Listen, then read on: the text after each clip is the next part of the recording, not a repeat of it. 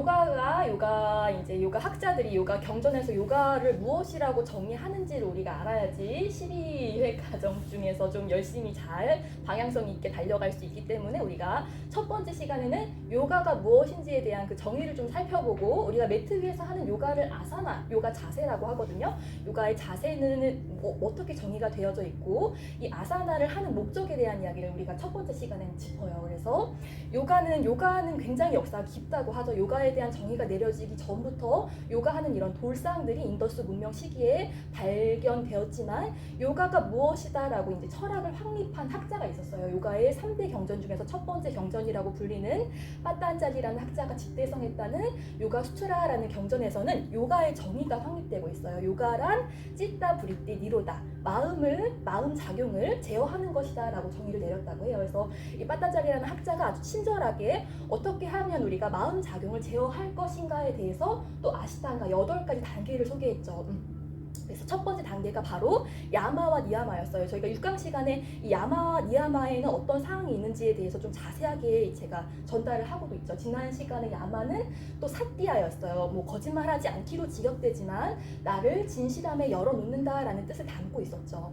그래서 이런 야마, 니야마가 삶 안에 좀 잘 확립되면 세 번째 단계인 아사나를 매트 위에서 그 아사나의 효과를 좀 더 증진시킬 수 있다고 하죠. 그래서 마음 작용을, 몸을 그렇게 아사나를 통해서 몸을 잘 움직이다 보면 나머지 이제 하나, 둘, 셋, 넷, 다섯, 하나, 8에서 3개를 빼면 5가지 단계는 이제 명상을 준비하고 명상을 진행하는 단계죠. 그래서 명상, 마음을 좀 잘 제어할 수 있다고 해요. 몸을 좀 잘 움직이면 마음을 잘 제어할 수 있다라는 것이 이제 요가에 대한 정의였죠. 그래서 또 이제 아사나에 대한 정의까지 또 내리죠. 세 번째 단계가 바로 아사나라고 했어요. 아사나란 스티라, 수캄, 아사남이라는 이야기를 하죠. 스티라, 강인하지만 확고하지만, 수캄, 편안한, 이완된 아사남, 상태를 우리가 아사나라고 해요. 그래서 요가 아사나를 하시다 보면 근육이 잘 사용되어야지만, 특히나 스탠딩 자세에서는 하체 근육이 잘 서포트를 해줘야지만 가슴 공간을 잘 열어냄으로써 자세 안에서 릴렉싱, 좀 불필요한 긴장을 내려놓으실 수가 있죠. 그래서 확고하지만 근육이 잘 사용되고 있지만 그 안에서 긴장되는 상태는 아니라는 거예요. 그래서 이렇게 양극단의 에너지를 골고루 사용할 수 있는 상태를 아사나라고 하죠. 그래서 이것이 매트 위에서 잘 연습이 되면 매트 밖에서도 이러한 상태를 좀 잘 실현할 수 있다고 해요. 그래서 오늘 매트 안에서 이 상태를 조금 실현해보는 연습을 해볼 것이고, 아사나를 하는 목적이 또 있다고 했죠. 아사나를 하는 목적은 우리 에너지가 흐르는 가장 큰 통로를 요가에서는 척추라고 부르죠.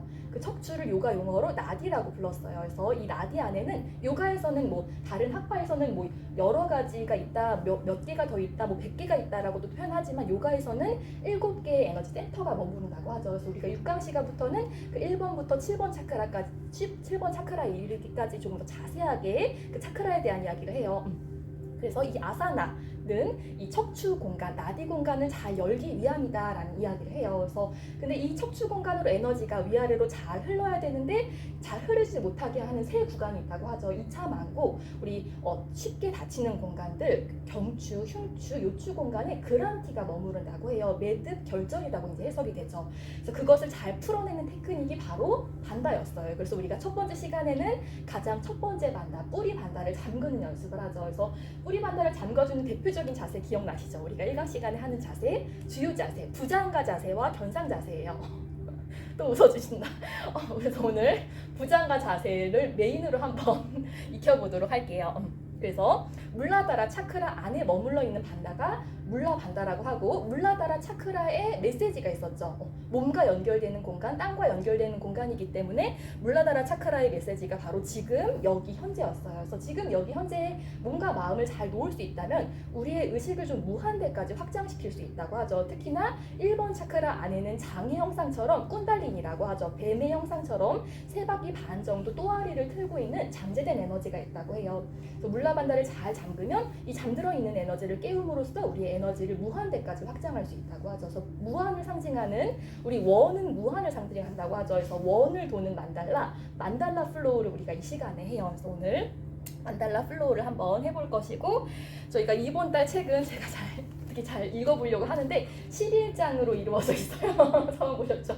11장으로 학술서라고 하더라고요. 11장으로 이루어져 있어서 저희가 12강 수업이죠. 그래서 오늘은 서문에 대한 이야기를 좀 나눠보려고 해요. 그래서 내면 소통이란 책이에요. 이제 내 연구, 내 과학자이신 이제 김주환 교수님이 집필하신 책이신데, 그래서 기억자, 우리의 자아는 세 가지로 이루어져 있다라는 이야기로 서문을 열고 있어요. 첫 번째는 기억자, 두 번째는 경험자, 세 번째는 배경자. 경험을 하는 아사나를 액션하는 경험자가 있죠. 경험을 하다 보면 어떤 기억이 일어난다고 해요. 제가 오늘 이 세 가지 프레임을 거쳐서 플로우 노래도 선정해봤거든요. 어떠한 경험을 하다 보면 그것과 비슷한 기억이 또 일어나기도 하죠. 그리고 기억자가 있고 그러한 작용을 보는 내가 있다고 해요. 그것을 이 책에서는 이제 배경자라고 하죠. 그래서 이것의 소통이 원활하면은 좀 더 건강한 라이프를 이어갈 수 있다라는 이야기로 이제 이 책의 서문을 열고 있는데, 이러한 테크닉을 설명하는 또 힐링 테크닉이 있거든요. 제가 수업 중에 종종 설명하기도 하는데 호오포노포노가 이러한 테크닉에 대한 이야기를 하고 있어요. 그래서 호오포노포노는 이 기억자를 내면 아이, 우니피라고도 표현하고, 경험자를 의식하는 나, 우하네라고도 표현하고, 배경자, 이것을 보는 나, 신성을 또 아우마쿠아라고 해요. 그래서 제가 오늘 노래를 선정함에 있어서 저의 경험자, 계속 우리 주말 내내 안개가 꼈었죠. 안개를 보는 저의 경험자가 문득 시애틀이 떠오르더라고요. 시애틀을 가본 적은 없는데 시애틀에 안개가 낀 그런 한 배경을 연출한 영화가 있죠. 아세요? 만추. 현빈 씨와 탕일 씨 주연으로 나온 만추에는 그 안개가 자욱한 시애틀을 배경으로 이제 영화가 전개되죠. 그래서 시애틀 만추 OST가 딱 떠오르더라고요. 그래서 제가 이러한 상황을 이러한 작용을 일으키는 저를 딱 봤는데, 저를 딱 보면서 작년 12월 1강 수업을 보니까 작년 12월 1강 수업에 이 곡으로다가 만추 OST 되돌릴 수 있다면이라는 곡으로다가 저희가 1강 수업을 열었더라고요. 그래서 이 수업으로 딱 1년이 지난 시점에서 이 곡으로 우리 만달라 플로우를 해보는 것도 좋겠다 싶어가지고 저의 보는 자가 어떤 메시지를 내려주는 것 같아서 오늘의 곡을 만추의 OST 알렉스 씨가 부른 되돌릴 수 있다면으로다가 또 선정도 하게 되었어요. 그래서 이러한 소통이 원활할 때 우니피리와 우하네, 나의 기억자와 경험자의 소통이 원활할 때 이 기억자와 배경자가 잘 연결된다고 해요. 그래서 우리 요가의 어근도 유주 연결해서 왔죠. 그래서 이러한 나보다 조금 더 큰 흐름, 신성한 흐름과 내가 연결될 수 있을 때 우리는 애쓰지 않고도 좀 수월한 삶의 흐름을 탈 수가 있게 된다고 해요. 그래서 오늘 이런 것을 좀 아사나 안에서 연결시켜보는 테크닉들과 명상들을 한번